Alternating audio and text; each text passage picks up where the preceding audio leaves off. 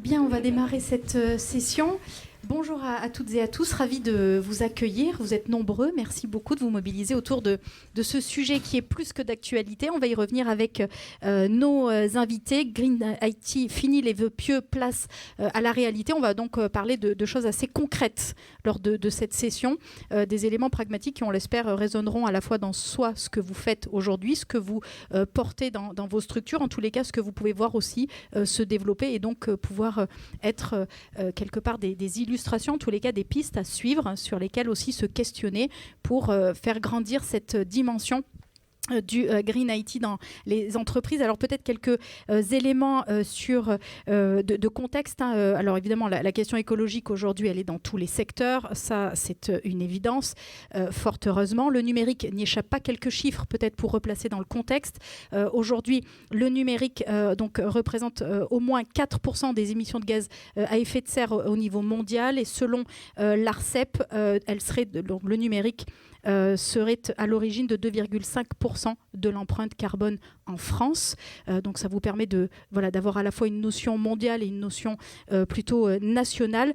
Et en termes de projection, si rien n'était fait, j'ai bien dit si, puisqu'on va voir qu'effectivement les choses bougent. Si rien n'était fait d'ici 2040, ce chiffre et donc les émissions de gaz à effet de serre augmenteraient de 60% à horizon de 2040. Pourquoi ces chiffres ? Déjà pour savoir un petit peu de quoi on parle et dans quel contexte on est en train de réfléchir et d'agir dans cette dimension-là. Et puis c'est aussi pour montrer, vous allez voir par rapport au point qu'on évoque, c'est que le numérique, oui, il est un des acteurs vis-à-vis de l'écologie et peut permettre un certain nombre de choses, mais l'idée c'est de se poser la question des usages. Qu'est-ce que l'on en fait ? Comment on l'adresse ? Comment est-ce qu'on fait évoluer aussi nos pratiques ? Parce qu'on est passé par une période de full numérique, il faut que ça remplace tout le papier, il faut qu'on en mette partout, et c'est là la problématique. Et on va revenir également avec nos invités sur l'ensemble de la chaîne, du début jusqu'à la fin. Et c'est bien cette chaîne globale qu'il faut adresser, et on reviendra avec nos invités sur l'ensemble de ces sujets. Et donc j'ai le plaisir d'avoir 3 femmes à mes côtés. Je me permets de le souligner parce que c'est assez rare. J'aime beaucoup votre compagnie, messieurs, c'est pas le sujet. Mais c'est vrai que c'est assez rare quand même pour le souligner. Donc à la fois dans l'IT, à la fois aussi par extension dans la cyber, il y en a de plus en plus, et donc dans le numérique et dans la RSE. Merci à toutes les 3. Et bien sûr, merci à Romuald d'être avec nous. Je suis bien entouré. Alors, je commence par Romuald Ribaud, directeur marketing d'Ecologique. Merci beaucoup, Romuald, d'être avec nous. Merci à vous de nous avoir invités. Et je dois préciser aussi que j'ai une casquette de vice-président de l'Alliance Green IT. Exactement. Qui est un sujet que je suis depuis 2011. Donc, où j'ai vu une belle progression et on va pouvoir en parler effectivement, et des actions aussi, des recommandations qui sont portées par l'Alliance, qui sont aujourd'hui clés dans cette chaîne, notamment de bout en bout. On va y revenir. À nos côtés également, Maud Cailly, pilote numérique responsable de la RATP. Merci beaucoup, Maud, d'être avec nous. On a également le plaisir d'accueillir Déborah. Merci Déborah Thébault, donc accompagnatrice transition environnementale et numérique, également du collectif Green IT GIE. Merci Déborah d'être avec nous. Et puis nous avons le plaisir d'avoir à nos côtés Marie Haidt Daoud. Merci également. Vous êtes Green IT Manager chez Vinci. Alors ensemble, on revient sur un certain nombre de points, mais avant cela, je voudrais également qu'on salue une des personnes qui nous accompagne et qu'on ne voit pas parce qu'elle est cachée, et c'est Colline qui est avec nous. Colline, elle est dessinateuse. Voilà, et donc elle va nous accompagner sur des sujets qui ne sont pas toujours évidents, parfois un peu noirs, et Colline, elle nous apporte un petit trait d'humour qui fait beaucoup de bien aussi. Donc de temps en temps, elle fera des petites interventions, alors que nous ne verrons pas, mais on aura la chance d'avoir les dessins juste après, et qui va donc nous accompagner pendant cette session pour illustrer aussi un petit peu nos échanges. Maud, Marie, j'ai envie qu'on commence avec vous, si vous le voulez bien, sur cette dimension Green IT. L'idée, avant même de lancer tout un tas de projets, de très bonnes idées souvent qu'on se fait et qui, on verra, ne sont pas toujours forcément celles qui vont aller au bout, parce qu'il faut savoir tordre aussi le coup à ces idées reçues.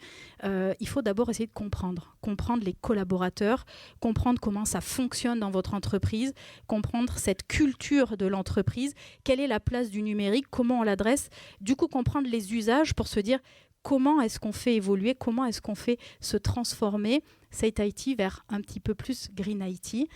Comment est-ce que vous avez adressé ces dimensions-là? Qu'est-ce que vous avez compris et retenu de vos collaborateurs pour pouvoir justement accompagner ce changement? Maud? Oui, vous m'entendez?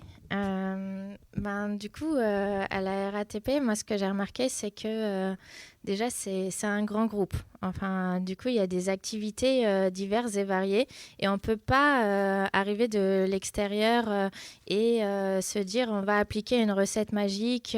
Certes, il y a des guides de bonnes pratiques, Déborah y reviendra, donc ça permet d'avoir les clés, les bases et de savoir par quoi commencer.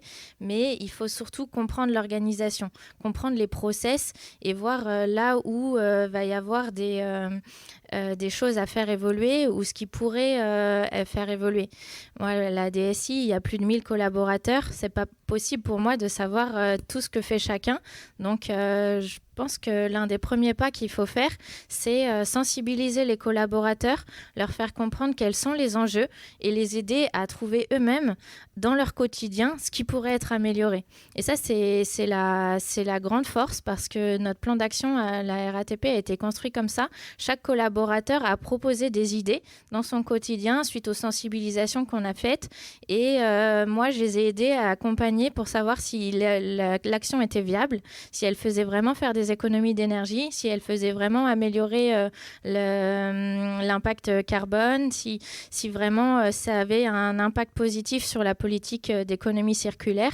Et un par un, on a étudié les actions et on a regardé si elles étaient viables. Et une fois qu'elles étaient viables, je les ai aidés à voir les formations. Donc, il y en a qu'on a envoyé en formation, il y en a qu'on a fait accompagner par des coachs, il y en a qu'on a trouvé du budget, où on a trouvé des consultants en externe pour leur donner un peu plus de moyens sur leur sujet.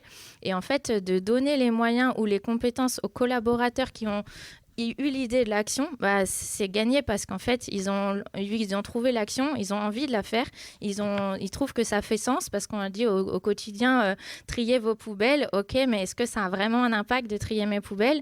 Là, de se dire qu'on a permis des vraies économies dans un groupe comme la RATP, et tout de suite, l'impact, il est visible et ça permet à titre pro de contribuer à quelque chose.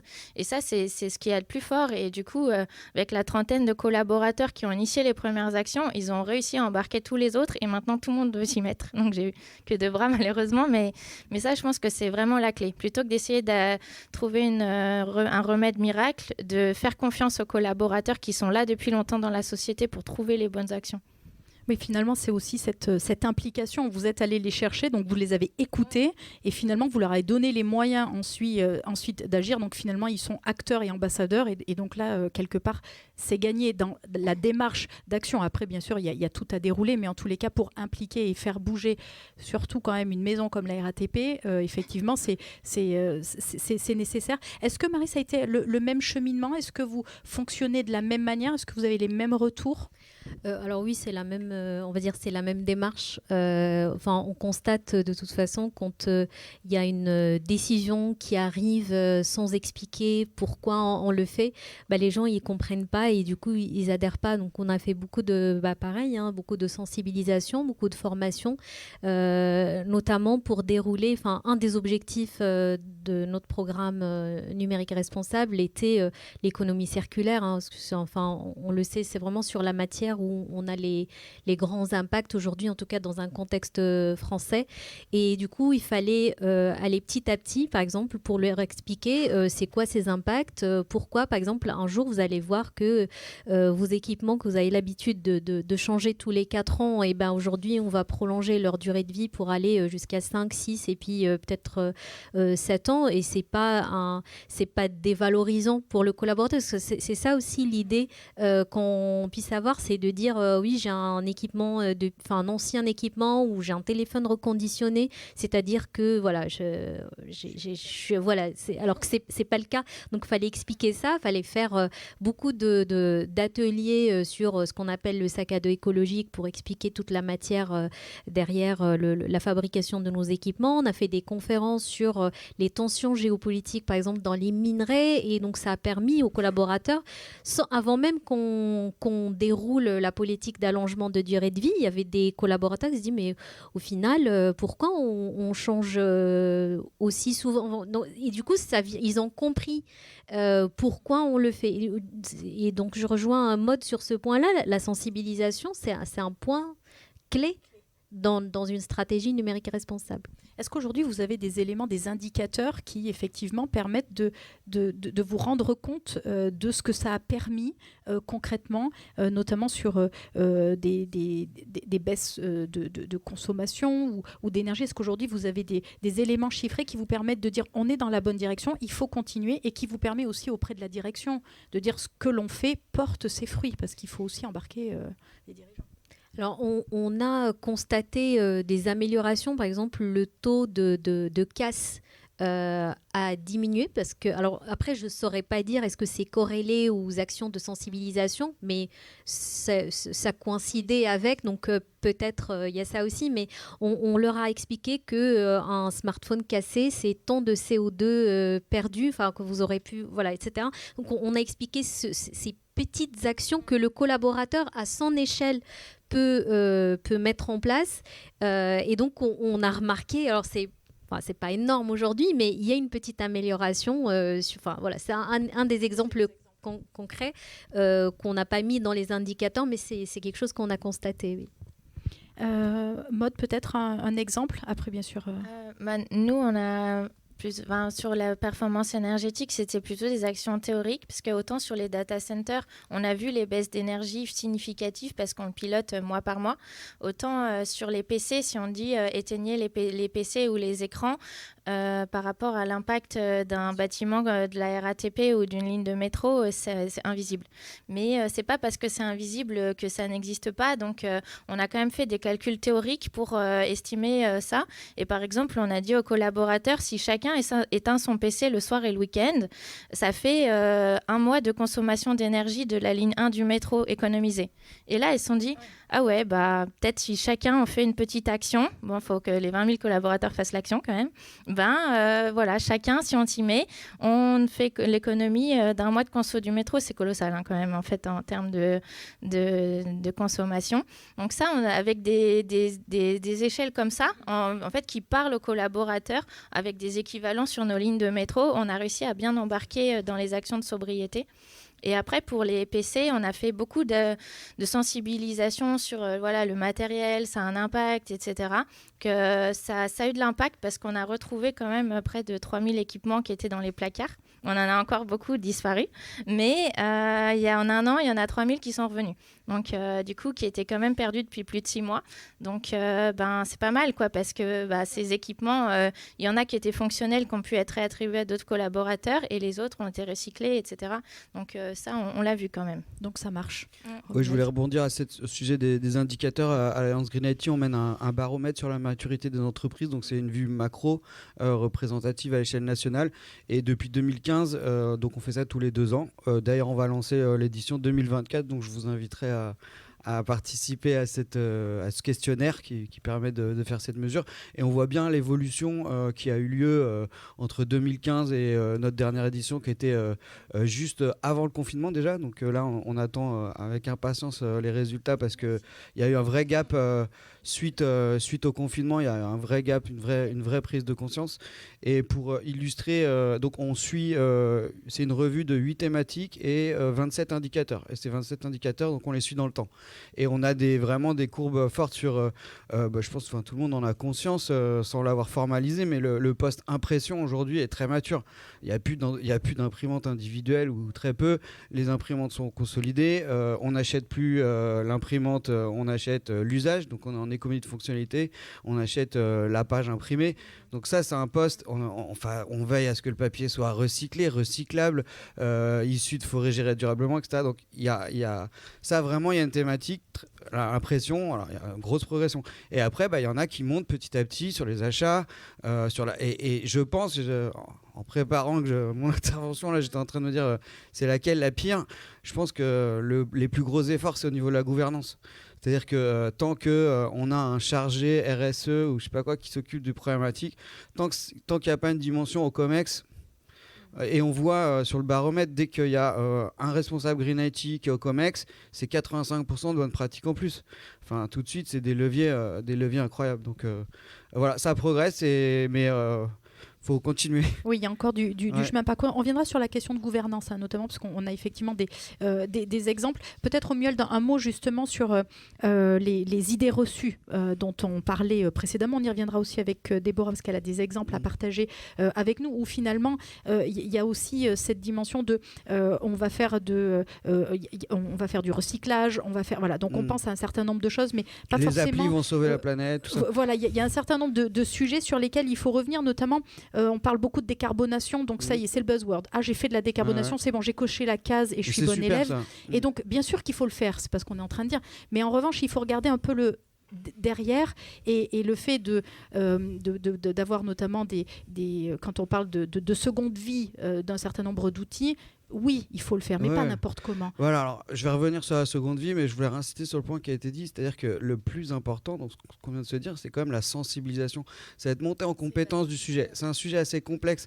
C'est technique, c'est géostratégique, c'est politique, c'est biologique. C'est énormément de compétences pour avoir la vue globale, parce qu'on est sur des problématiques d'impact, de transfert d'impact, etc. Donc il faut vraiment avoir une vision globale pour que derrière on puisse proposer les bonnes actions. Donc vraiment gros, si on doit commencer par quelque chose, c'est vraiment sensibiliser, acculturer les gens au sujet de manière globale. Ensuite, sur les idées reçues, dès que je parle Green IT à quelqu'un, qu'est-ce que tu fais ? Je suis engagé dans le Green IT. Ah oui, l'économie d'énergie dans les data centers. Ça, c'est la grosse croyance. Et donc, il faut expliquer que l'impact du numérique, 80%, c'est la fabrication. Et principalement dans la phase de fabrication, c'est l'extraction des minerais. Donc, c'est les grosses machines avec des énormes roues qui ne fonctionnent pas à l'électrique, qui font des trous dans la forêt. Et c'est là le CO2 du numérique principal. Donc, le temps que les gens s'acculturent à comprendre ça, c'est un temps à passer parce que sinon, on est sur... des fois des actions éco-gestes qui peuvent être même contre-productifs au final. Donc quand on parle d'énergie, c'est bien de dire qu'il faut réduire ça. De toute façon, être dans la sobriété, c'est toujours bien. Mais il faut quand même se poser la question du mix énergétique. De quelle énergie on parle ? Est-ce qu'on est sur une énergie décarbonée ou très charbonnée comme en Allemagne ? Des data centers en Allemagne, des data centers en France, c'est plus important d'étendre les serveurs en Allemagne qu'en France.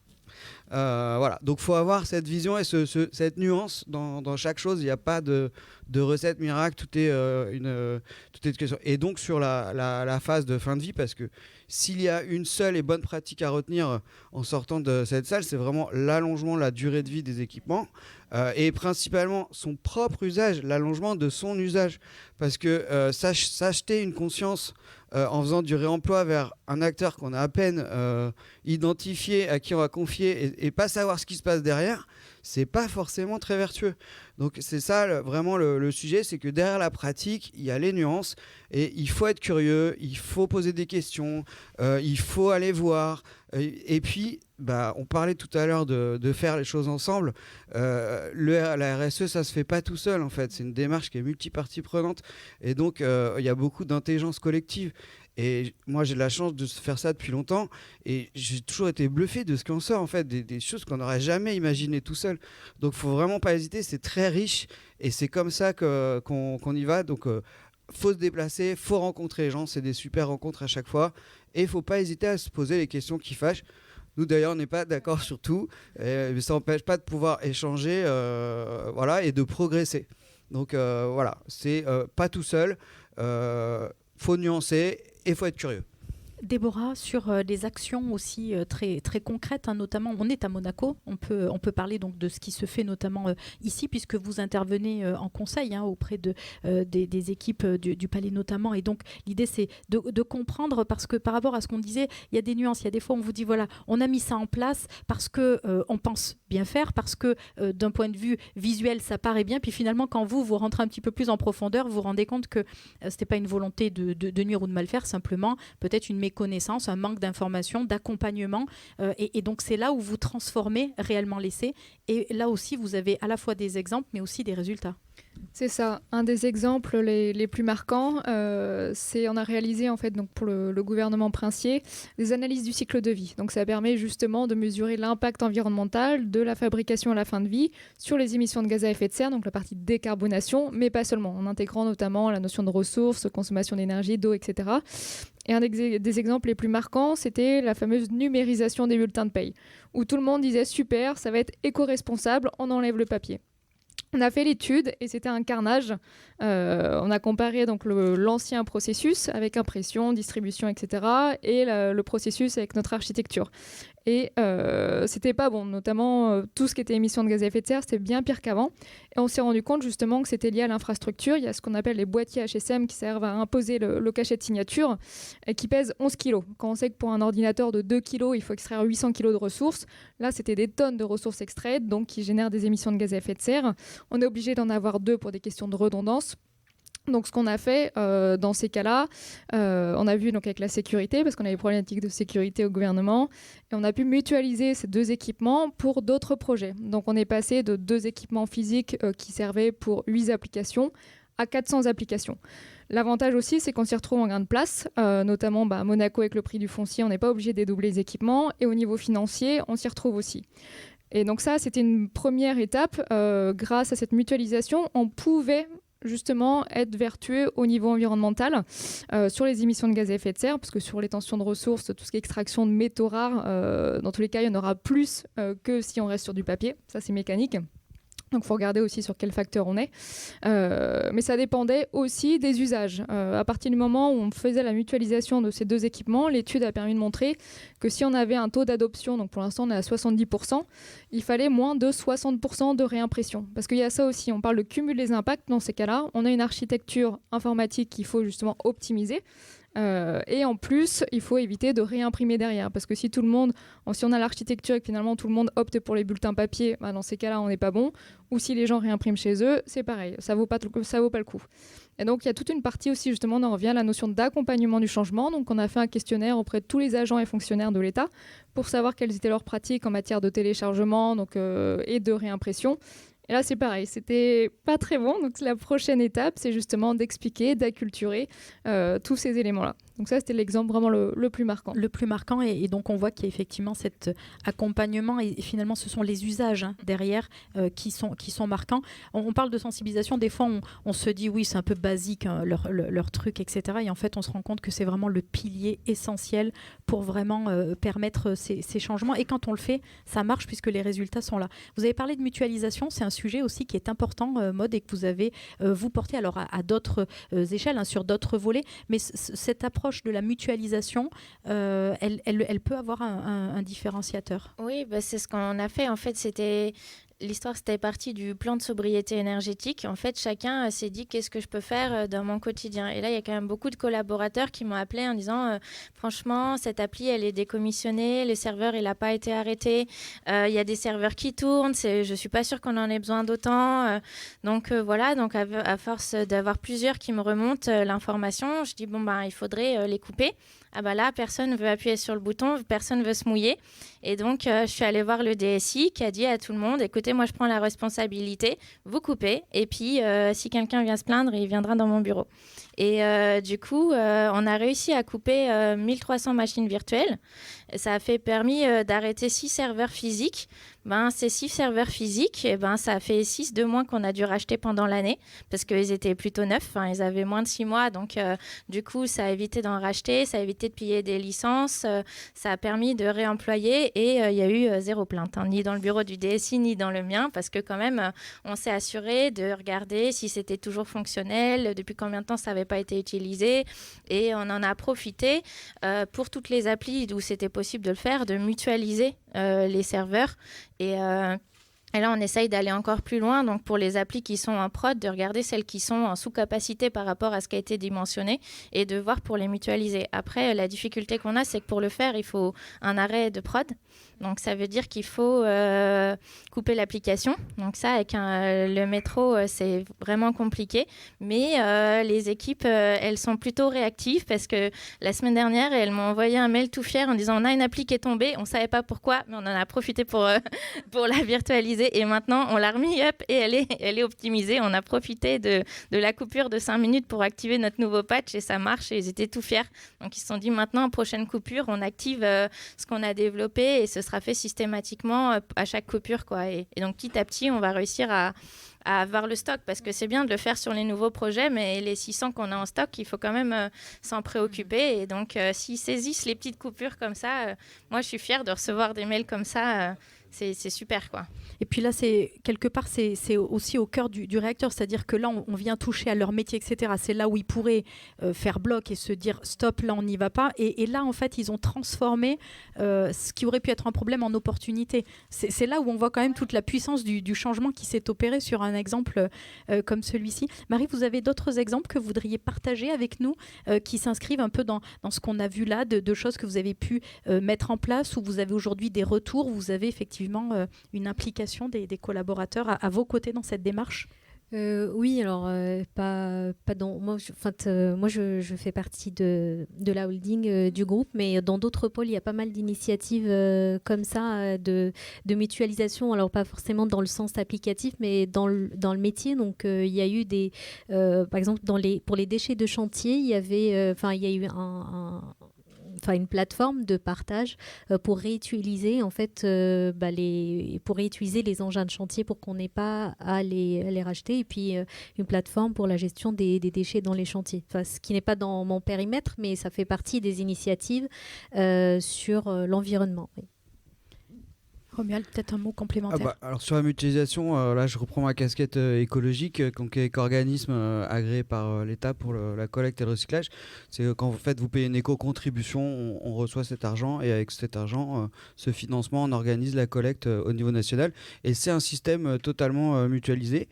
Ça n'a que des vertus en fait, ça a des vertus économiques puisque par l'effet de masse, l'économie d'échelle, on fait des économies. Ensuite, ça a des vertus de réduction des impacts, notamment sur la partie gaz à effet de serre, parce qu'en mutualisant au niveau national, on va mutualiser aussi les sous-traitants, et donc on va éviter que les déchets collectés ici traversent la France pour aller à un autre endroit. Donc le fait de mutualiser, d'avoir ces gisements, mutualiser ensuite côté sous-traitant, on arrive à des économies dans tous les sens, qu'elles soient économiques, sociales et même environnementales. Et sociales, je pense à notre filière existe depuis 2005. Donc on a avant, ça partait, soit c'était maltraité, soit ça partait en enfouissement, tous les déchets informatiques. Aujourd'hui, la filière cette année collecte 1 million de tonnes. Donc une tour Eiffel, ça pèse 10 000 tonnes. Donc vous voyez, ça fait pas mal de tours Eiffel. Tout ça, c'était pas du tout optimisé avant. C'est toute une filière ESS, de reconditionnement, d'opérateurs de démantèlement qui est née par cet effet de mutualisation. En fait, comme les gisements sont plus gros, y a des acteurs qui peuvent se positionner. Donc la mutualisation, c'est une des actions très importantes dans nos métiers. Je voulais revenir sur la décarbonation. J'ai oublié tout à l'heure.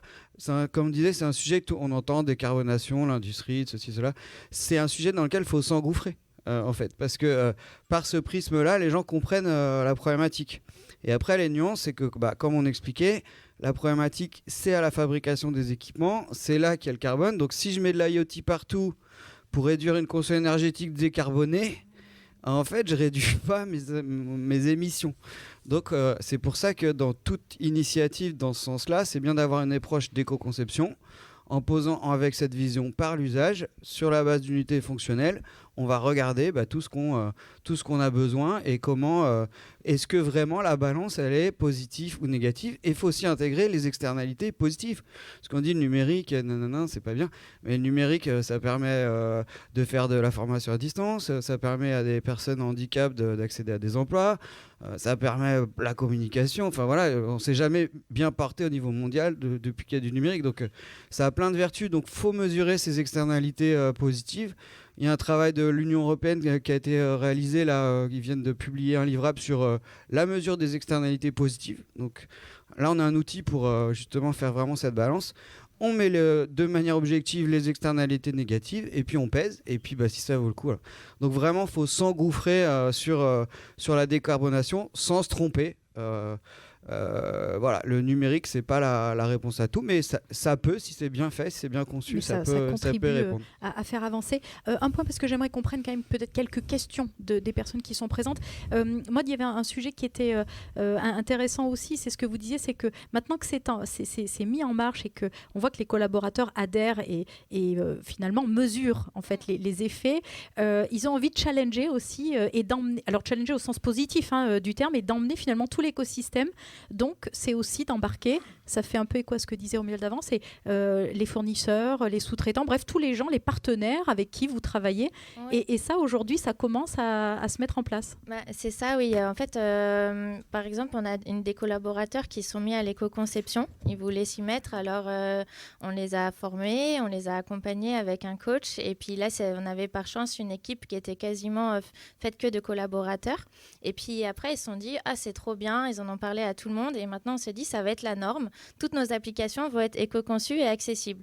Donc, passer de une application à 30 par an, ça veut dire qu'il faut embarquer tous les autres. Donc, après, on s'est dit, ah oui, mais en fait, c'est la seule équipe dans laquelle c'est 100% de collaborateurs. Tous les autres, il y a 80% de consultants parmi l'équipe. En gros, il n'y a que le delivery lead et le product owner qui sont collaborateurs. Tous les autres sont des externes. Et donc là, on s'est dit, comment on forme tous ces externes, parce que du coup, il va falloir les embarquer. Et on n'a pas tous, les consultants ne font pas tous partie de la même entreprise.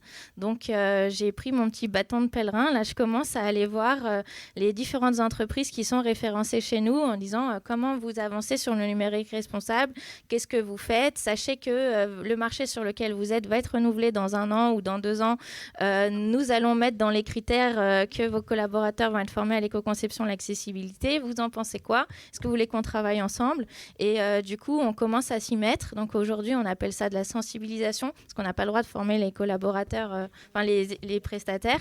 Mais voilà, donc j'ai pris un coach en interne qui forme tout le monde, sensibilise tout le monde de manière équivoque sur le projet, sur les enjeux de l'éco-conception, de l'accessibilité. Mais on se rend compte qu'un coach, quand il y a 30 projets dans l'année, sans parler du run des 600 autres applications, de la prod qui veut faire du GreenOps, de tout le monde qui veut s'y mettre, c'est pas tant que ça, quoi. Et donc, là, c'est vraiment, il faut que j'arrive à embarquer tous les partenaires pour qu'ils forment aussi leurs équipes et que les consultants qui viennent chez nous soient embarqués, et aussi sur nos fournisseurs, parce qu'aujourd'hui les acheteurs, ils me disent moi j'aimerais bien mettre des critères RSE dans mes marchés, mais en face ils sont pas matures, donc si je le mets en exigence, j'ai personne qui répond.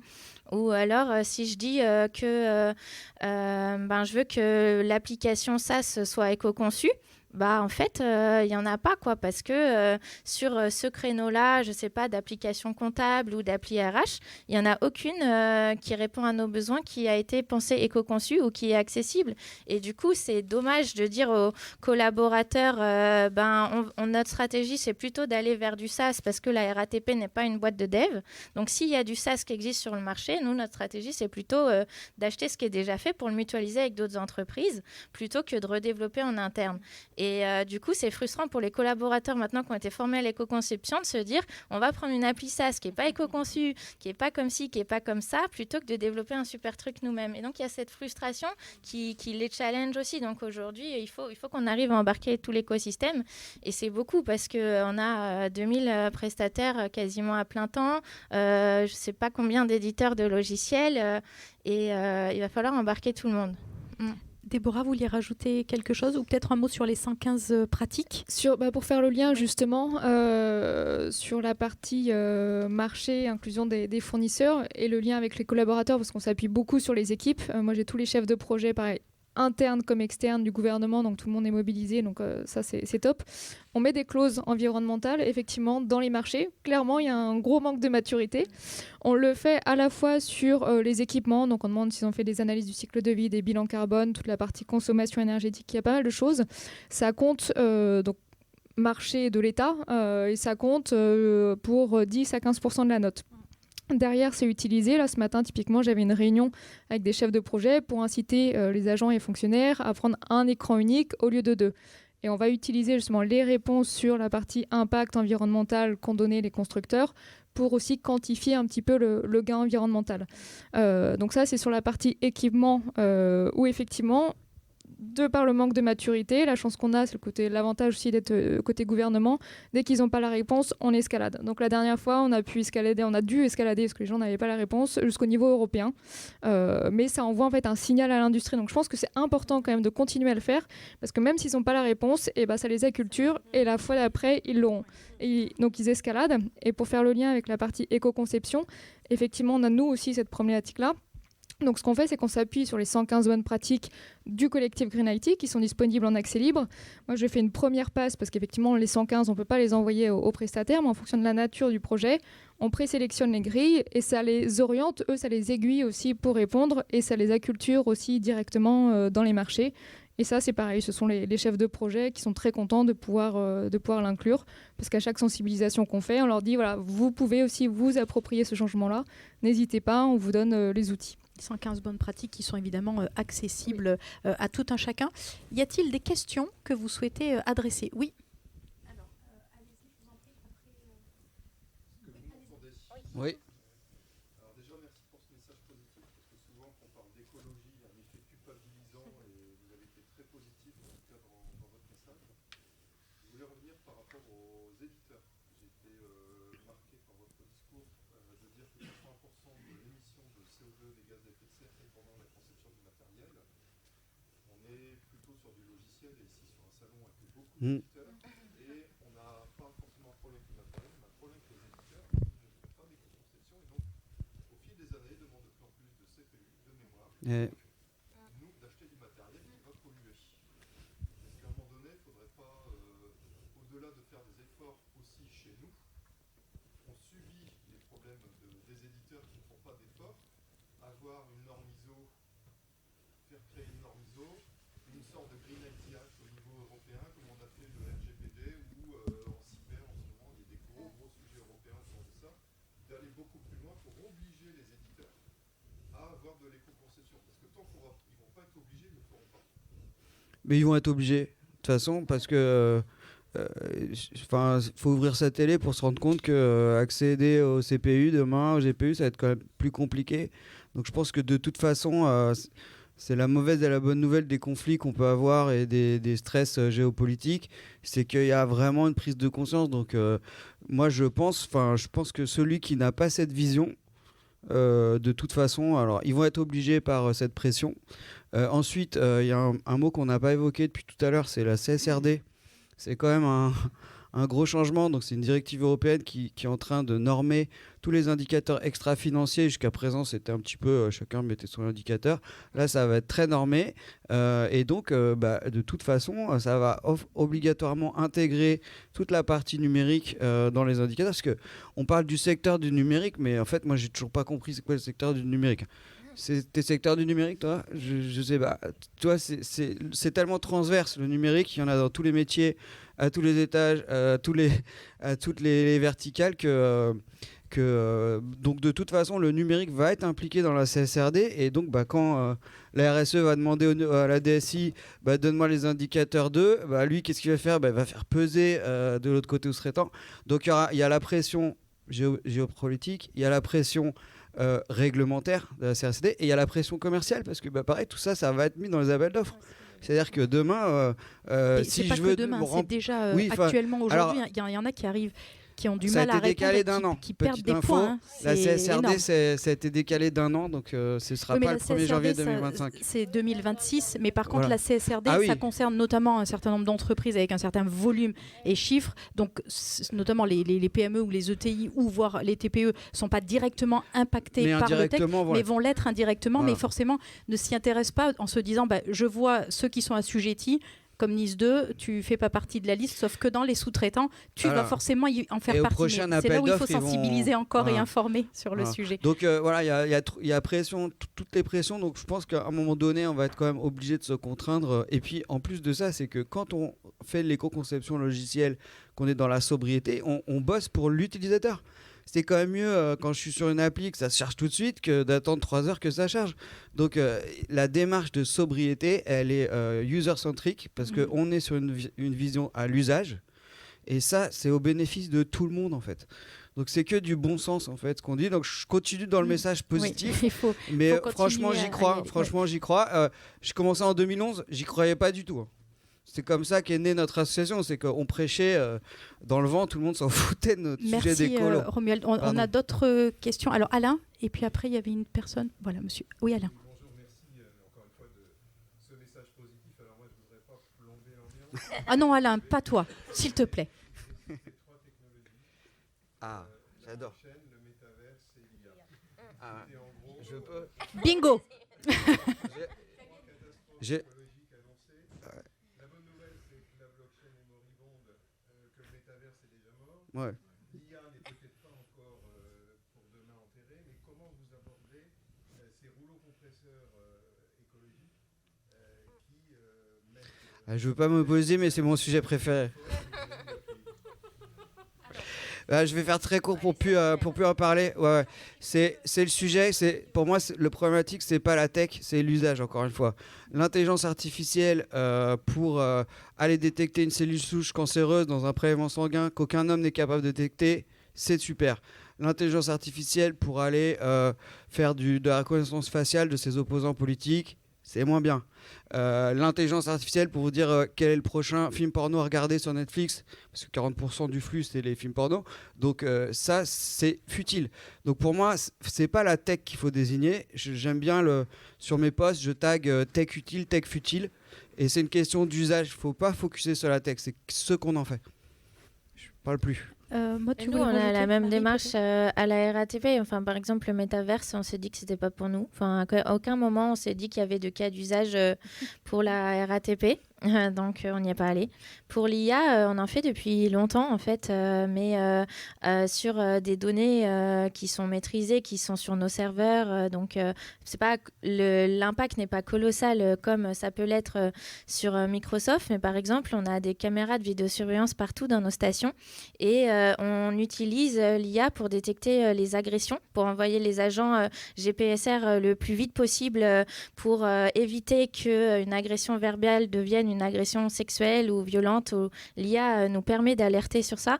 On a aussi là des nouveaux cas d'usage. Par exemple, on a des caméras de vidéosurveillance qui permettent de détecter s'il y a encore des voyageurs dans les rames. Avant, c'était quelqu'un qui regardait physiquement les caméras de vidéosurveillance. C'est très fatigant comme boulot de regarder des caméras toute la journée. Donc, il y avait des loupés et du coup, des gens se réveillaient au terminus, au dépôt. Voilà, depuis qu'il y a l'IA, il n'y a plus personne qui se retrouve au dépôt. Ça, quand même, pour la personne qui se réveille, c'est quand même utile. Et puis, en plus, une fois que le train est arrivé au dépôt, la vidéo, elle est supprimée. Donc, c'est vertueux en termes d'impact. On ne stocke pas les données plus loin que ça. Donc, en fait, c'est de la donnée instantanée. On n'est pas sur des usages colossaux. Et là, le cas d'usage qu'on est en train de tester en ce moment, c'est d'avoir l'affluence dans les rames. Je ne sais pas si vous avez déjà pris le métro et vous êtes dit « Ah, bah, c'est bête, on est coincé comme pas possible dans cette rame. » Et en fait, les voitures 1 et 2 étaient vides. Et en fait, tout le monde est coincé à un endroit. Et donc là, vous pourrez avoir dans les gares à Châtelet ou à Gare de Lyon, pour l'instant, c'est en test, vous verrez, dire quand vous attendez sur le quai, si le train est là dans 2 minutes, se dire « Ah, bah, la voiture 1, elle est verte, la voiture 3, elle est rouge, bah, je me décale et j'ai un trajet un petit peu plus agréable. Ou si j'ai une poussette ou que je suis encombrée, je ne vais pas aller là où c'est rouge, quoi. » Donc, et ça, c'est pareil. Voilà, on n'est pas sur de la donnée colossale parce qu'une fois que le train il est passé, on ne va pas garder l'information. Mais ça peut permettre un trajet un petit peu plus agréable. Et là, on voit effectivement la pertinence d'utiliser ces technos pour des usages qui sont utiles et qui sont à valeur ajoutée, qui vont être aussi, qui vont améliorer l'expérience finalement utilisateur. Et donc tout ça est aussi vertueux. Marie. Et en fait, ce qu'il faut, c'est vraiment un changement de paradigme. Parce qu'en fait, on a l'habitude de dire, il y a une techno qui sort, tiens, on va la tester. On ne sait pas encore pourquoi, mais on va la tester. On l'a vu avec le big data, on va créer des gros data lakes, on va mettre toutes nos données dedans et on va voir ce qui ressort parce qu'on pensait que c'était magique, c'est intelligent, donc on va tout mettre dedans et après on aura des indicateurs super, etc. L'IA, c'est plus ou moins la même chose. Enfin, l'IA, ça date pas de... Voilà, c'est plutôt l'apprentissage profond et l'IA générative qui font que voilà, la technologie, on en parle un petit peu plus avec les chats GPT et tout. Mais l'idée, c'est de dire, est-ce que j'en ai besoin ? Et c'est la première question qu'on se pose quand on est dans un raisonnement d'éco-conception, et de dire, est-ce que j'en ai vraiment besoin? Est-ce que ça va me servir? Si ça sert dans ce que tu as cité, mode, c'est tant mieux. Mais est-ce que si vraiment on fait on va dire la balance et on voit que les impacts négatifs sont plus importants, et puis ça sert à rien de prendre un vol Paris-Lille, on perd plus de temps que si on prend un train, parce qu'il y a un temps d'attente avant, à l'arrivée, etc. Je pense qu'il faut faire la même analogie pour être au final dans la sobriété et se poser les bonnes questions. Finalement, c'est de la rationalisation, en fait, ni plus ni moins. Tout ce que vous dites, c'est être rationnel dans l'appréciation de ces sujets. Déborah, vous vouliez rajouter quelque chose? Bien, on avait une question. Oui, parce qu'en plus, une fois qu'on aura testé, justement, on pourra aussi optimiser, on va beaucoup apprendre et on va pouvoir progresser. Donc c'est l'avantage. Et aussi, les constructeurs commencent à travailler dessus. IBM travaille sur de nouvelles formes justement d'IA où on pourra programmer directement sur des supports physiques. Et pour l'instant, les premières études sur certaines choses montrent des consommations énergétiques vraiment fortement améliorées. Alors ça arrivera d'ici 5 ou 10 ans, mais il y a ça aussi, on sait améliorer. Comme à un moment, les data centers, c'était une gabegie énergétique, il y a eu vraiment une grosse optimisation. Beaucoup plus, en fait, c'est plus 6% de consommation énergétique, alors que les usages en termes de données ont vraiment explosé. Donc il y aura ça aussi qui arrivera en parallèle. Monsieur.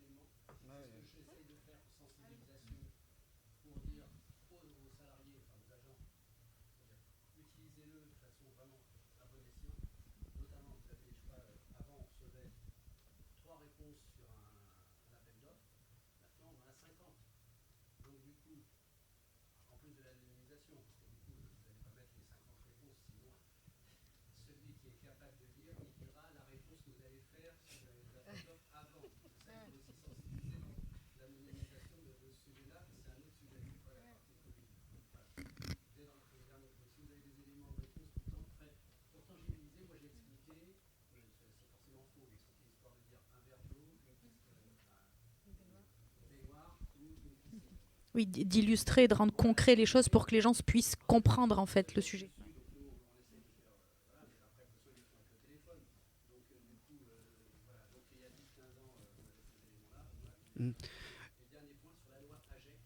Ouais.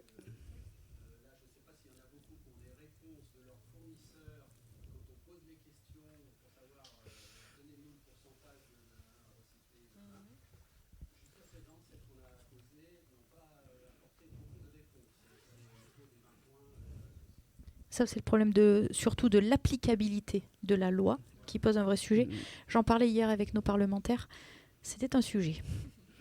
Donc sur l'impact des requêtes d'intelligence artificielle, alors j'ai pas de réponse là à vous donner. Par contre, elle vient juste d'être publiée il y a un mois de ça, toute une étude par Vincent Courboulet, qui est le vice-président, je crois, je ne sais plus, comme ça, mal bougé. En tout cas, très engagé au sein de l'INR, l'Institut du numérique responsable, et il a fait tout un tas de publications, donc je pense que vous trouverez des éléments de réponse. Donc ça, c'était le premier sujet. Il n'y avait pas d'ACV, ce qu'on appelle une analyse du cycle de vie d'une requête IA, ce n'était pas encore fait. Donc ça va être fait petit à petit, mais voilà, vous trouverez des éléments dans cette publication. L'autre sujet, c'était le fait de matérialiser le verre d'eau versus la piscine. Tout à l'heure, je vous ai dit, on collecte 1 million de tonnes. Je vous aurais dit, on collecte 3 millions de tonnes ou 300 000 tonnes. Je pense que ça vous aurait fait le même effet. C'est-à-dire que c'est pas le tout de convertir en en tonnes, en millions, en litres d'eau, etc. Souvent, dès qu'on passe un certain volume, ça parle plus aux gens en fait.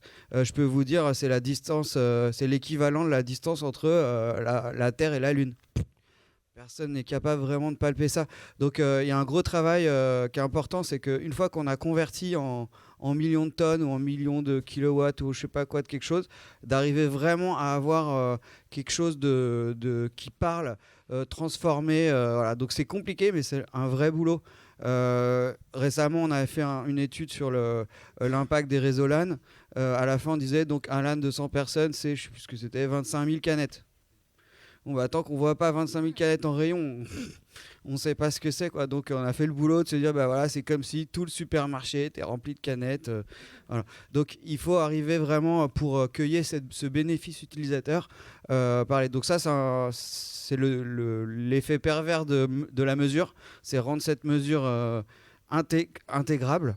Voilà, et vous aviez un troisième élément après, de il y avait la question. loi GEC, mais je pense que ce que La vous loi voulez, GEC, monsieur, c'était en fait savoir si on avait quelque part des référentiels, c'est-à-dire de dire si vous utilisez ChatGPT pour transformer en 10 lignes 25 pages, ça représente l'équivalent de la consommation 2, et là on peut l'illustrer pour que vous ayez des indicateurs à partager. C'est dans en la fait. publication Voilà. dont je vous ai et donc, parlé. c'est ça, Voilà. c'est vis-à-vis de l'énergie. Parce qu'en fait, c'est ce que disait Maud tout à l'heure, c'est quand elle leur a expliqué, ça représente l'équivalent sur la ligne de métro 1, bah là tout de suite ils ont compris parce que ça leur parle à eux, c'est leur univers, mais finalement c'est ce que vous voulez faire dans le quotidien pour qu'ils arrivent à s'identifier et donc se dire ok, si je fais ça, mon action a permis ça. Vous Donc, mettez Vincent Courboulet, IA, environnement et sur l'Institut du Institut numérique responsable, et là vous aurez pas mal d'infos. Sur la loi AGEC, est-ce que quelqu'un a des infos, des éléments? Je veux pas m'épuiser, mais c'est mon sujet aussi de la fin de vie. Je trouve que vous monopolisez un peu la parole, cher Romuald. Je suis le seul homme sur cette table ronde. Et bien justement, on va faire descendre le taux de testostérone rapidement. Allez-y. Bah, sur les questions, enfin nous dans les appels d'offres, on a, enfin après pas pour tous les prestataires, mais on arrive à avoir des réponses, des réponses concrètes et avec des preuves sur le taux du recyclé dans des équipements. Mais après ça, si on s'adresse à des grands constructeurs mais après quand on s'adresse aux petits, c'est un peu plus compliqué et c'est un peu plus simple sur la partie matérielle que sur la partie éco-conception. Quand on se dit est-ce qu'on réutilise des bouts de code, est-ce qu'on mutualise des choses, ça aujourd'hui clairement mais par contre on continue à poser les questions parce que comme l'a dit Déborah, alors on sait qu'on n'aura pas toutes les réponses tout de suite, mais au moins que les prestataires sachent qu'on se pose la question et ça les pousse un petit peu, c'est une sorte de les challenger aussi, d'aller chercher les réponses et de les mettre en avant et puis de remonter un peu ce type de questions, pourquoi pas institutionnaliser ce genre de pratique. Et puis effectivement, le fait qu'ils aient ces questions-là, vont se rendre compte qu'ils les ont aussi auprès d'autres acteurs. Et donc, in fine, s'ils n'ont pas la réponse maintenant, la question va se reposer et il y a un moment, ils n'y échapperont plus. Et donc, ça va les obliger quelque part de cette manière-là aussi à le mettre en œuvre. Déborah, vous avez des exemples, des éléments par rapport... On a parlé beaucoup de Monaco puisqu'on était là, mais vous accompagnez bien sûr d'autres acteurs. Est-ce que sur cette loi GEC, vous avez des informations qui peuvent répondre peut-être à la question ? Alors, pour l'instant, c'est encore un peu flou et c'est notamment en fait l'attente du texte d'application qui permettra justement d'uniformiser les mesures de calcul. Parce que tant qu'effectivement il n'y a pas de règles de calcul, l'Union européenne travaille aussi dessus avec toute la partie PEF, etc. Mais tant qu'il n'y a pas de règles de calcul, notamment pour les petites entités, c'est compliqué. Même pour les grosses entités, moi je sais que là pour l'instant, qu'on a fait les derniers marchés, ils ont 2 méthodes pour calculer toute la partie émissions de gaz à effet de serre. Donc c'est un petit peu dommage. Mais dès qu'il y aura le texte d'application, ce sera aussi plus simple pour avoir des retours, y compris sur la partie service numérique qui sera inclus. Et ça là-dedans, justement, Frédéric Bordage, du collectif Green IT, est dans les discussions. Il suit de très près. Il en parle beaucoup. En fait, je pense que vous faites référence, comme vous êtes une collectivité publique, un acteur public, vous devez acheter 20% de vos achats en équipement reconditionné. C'est ça votre... Ouais.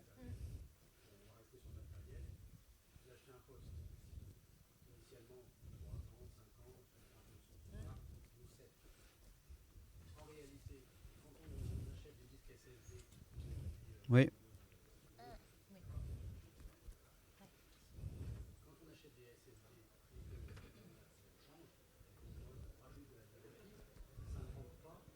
Ouais.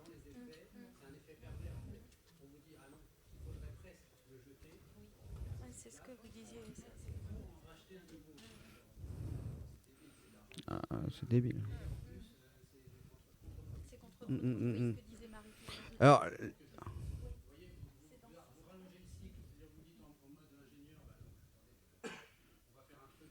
on va continuer ça.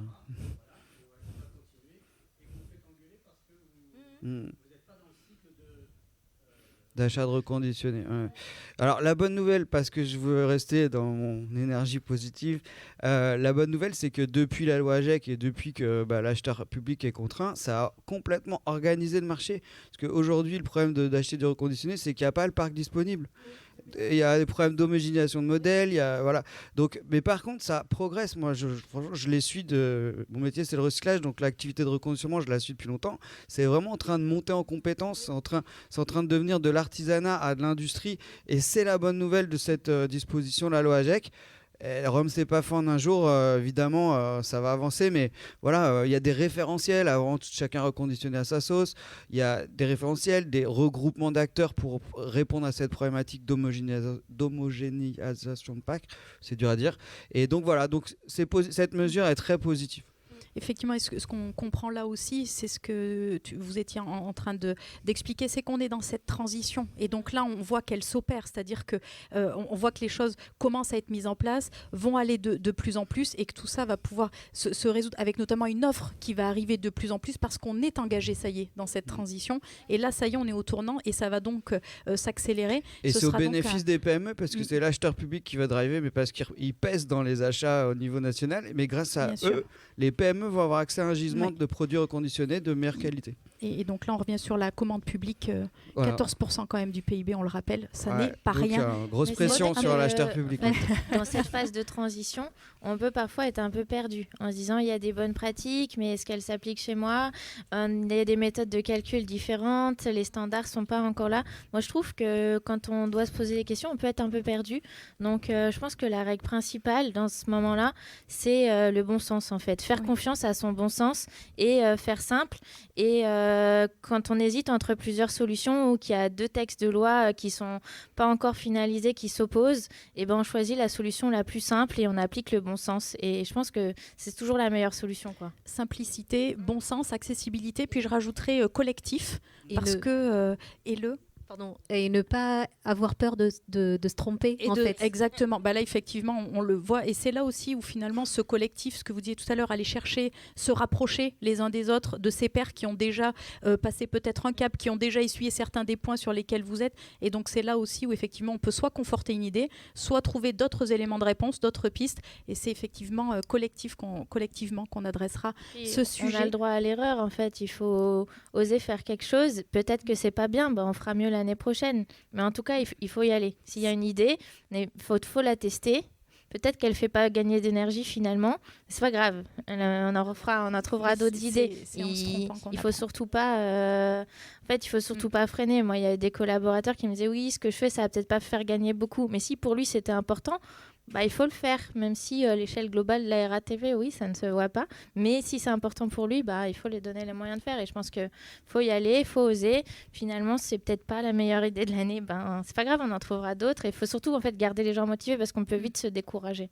Et puis, c'est effectivement la somme aussi de toutes ces petites actions qui font que, in fine, on verra les choses évoluer. Merci à tous les quatre d'avoir été avec nous. C'est un plaisir de vous accompagner. Merci à vous. Merci à vous tous. Très belle journée ici à Monaco. Merci.